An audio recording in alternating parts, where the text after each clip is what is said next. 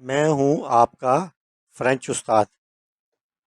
آج ہم لیکچر 2 میں فرینچ حروف تہجی یعنی فرینچ الفابیٹ کو سیکھیں گے۔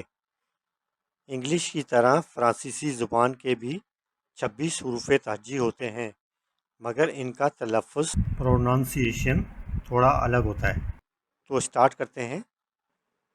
آ، بے، سے، دے،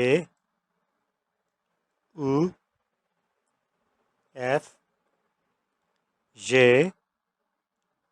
آش، ای، جی، کا، ایل، ایم، این، او، پے، کو، ایخ، ایس، تے، او، وے، ڈبلیو، ایکس، ایگریک، زیڈ۔